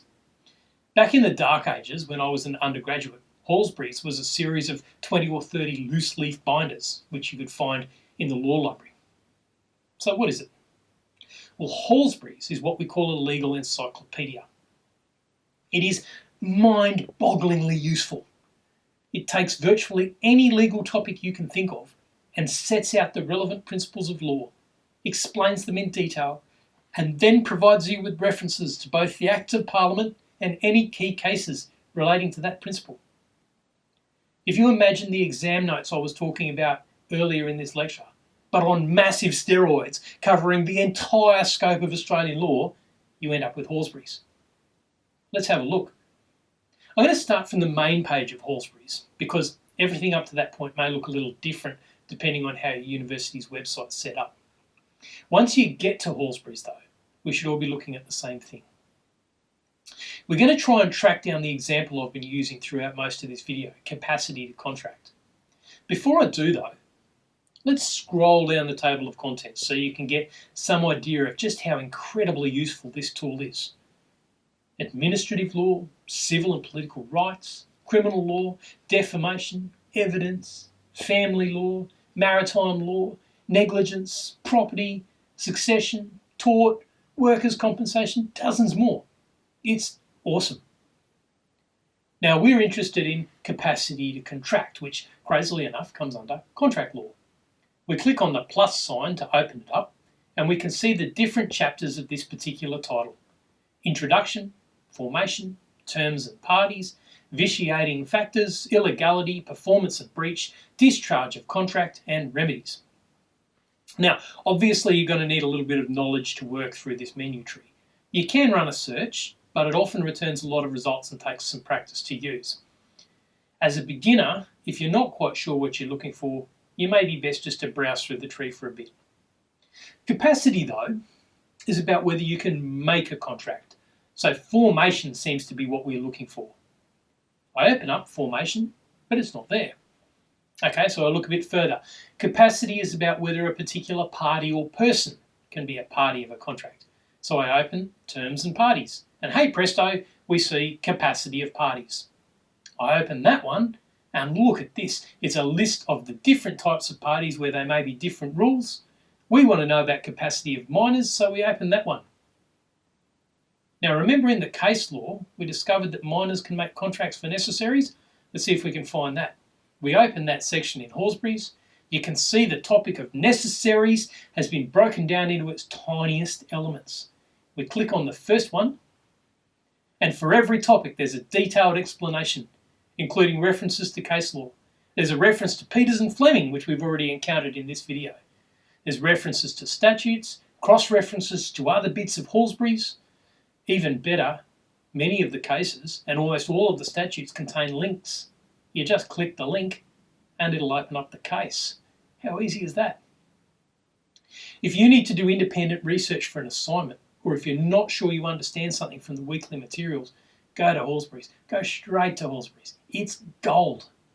Other than perhaps AustLII, this is the single most useful tool that a law student can use. And yet, astoundingly, I have run into final year law students who've never even heard of it. Crazy. Horsbury's is your friend. Now look, research involves a lot more than AustLII and Horsbury's. And research is also in many ways quite a creative process. How I go about it might be different to how you go about it. There are many other resources out there too. But this is a prep course video, and as a new starter preparing to get stuck into your law degree, AustLII and Horsbury's are the best research tools to get you off the ground. Okay, we are nearly at the end of our 2 hours. Before I finish up though, I do want to briefly talk about some useful extracurricular stuff. Many law schools offer extracurricular activities like mooting. A moot is like a mock trial. It's a great way to sharpen your research skills and get some practice of standing on your feet in a court-like environment and arguing your case. If you're part of a successful mooting team, you may end up representing your university in major competitions in Australia and overseas. Some students just love mooting. I'm a little more dubious about it for 2 reasons. First, mooting takes up a lot of time. It's like adding an additional major assignment to your workload every time you do a moot. You'd need to either really love it or really see a potential future payoff in order to take on that extra work. Second, mooting simulates an appeal in the Court of Appeal, so one step above a Supreme Court. Let me tell you right now, you'll be years into the practice of law before you even contemplate standing in front of the Court of Appeal to argue a case. Moots teach you little or nothing about the basic skills that you need as a fresh new graduate solicitor. If the chance comes up to have a go at mooting, then by all means do so. But honestly, the universities place much more emphasis on mooting than is really justified. And there's a far more effective use of your extracurricular time. That far more effective use comes from community volunteering. You see, I've lost count of the number of times that I've been contacted by student lawyers, either at universities or through YouTube, telling me that they are really worried about their prospects of getting work when they complete their degrees. And it's a reasonable fear, because the big dirty secret of legal education in Australia is that legal education does very little to train you to be an actual lawyer. And that's ridiculous when you think about it. Someone who studies a nursing degree is expected to do a lot of practical nursing during their degree, matched to their level of progress. And then when they graduate, they're ready to be a nurse. Teachers are expected to do teaching pracs, and then when they finish their degree, they're ready to be a teacher. But when you finish your law degree, the chances are you'll still have no real idea of how to be a lawyer. You might do 2 courses in contract law, and never be asked to draft a contract. You might do a course in civil procedure and never be asked to draft a statement of claim.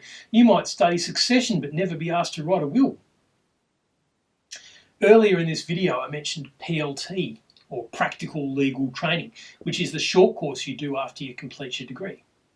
Now, it includes a period of time spent working in an actual law firm. The theory is that this process is about teaching you the actual skills of legal practice to add to your academic understanding of the law. That's essentially bollocks. The truth is that PLT is really just a barrier to entering the profession and a cash cow for universities. You may end up being taught about practical lawyering by academics who've never themselves actually practiced. Sure, you'll spend some time in law firms, but your exposure to actual legal practice in those firms may be pretty limited. And then you get admitted, and you're in the job market. In that job market, as a fresh graduate, the truth is that you have very little to offer, because the firm is going to have to invest a lot of time and effort into teaching you to be a lawyer, basically completing your education in a way that the universities simply don't. That's not an attractive business proposition. This is why law students who've been paralegals or legal secretaries are always snapped up first in the graduate job market. They've been around the legal profession, in some cases for many years. They may have appeared in court on minor matters. They'll certainly have been involved in the preparation of documents, affidavits, briefs to counsel. They have the combination of practical skills and academic qualifications. So what if you're not a paralegal? What can you do to make up for the things the university won't teach you? Well, there are three key ways. One is to attend a university whose key focus is developing practical skills. Some of the universities realise this is what the profession is demanding, and they're slowly changing their curricula to provide more practical experience. If you want a job on graduation, those universities should be your first choice.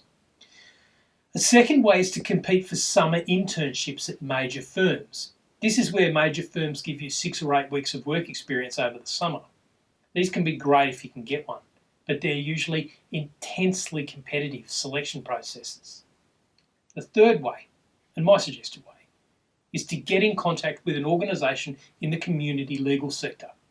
There are a range of organisations you could contact.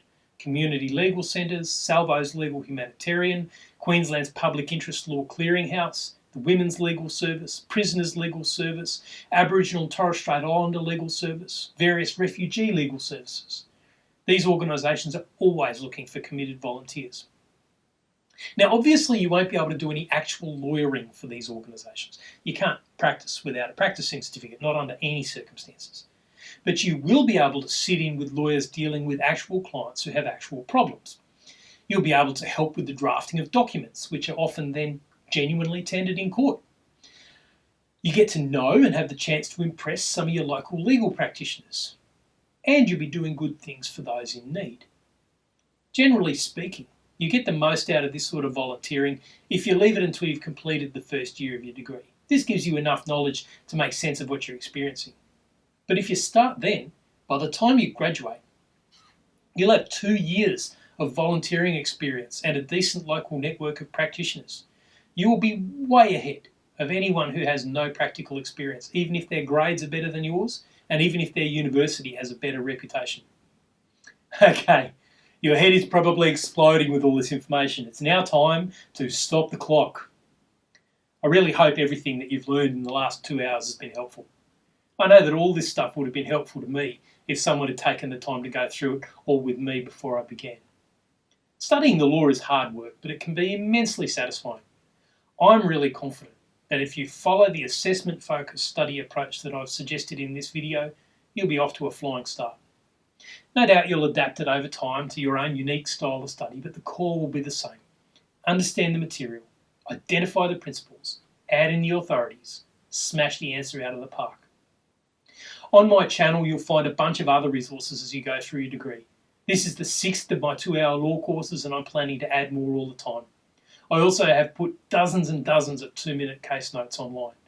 I'd love to be part of your study success, and I love hearing in the comments or by email about how well you're doing. Very best of luck, and I'll see you again soon.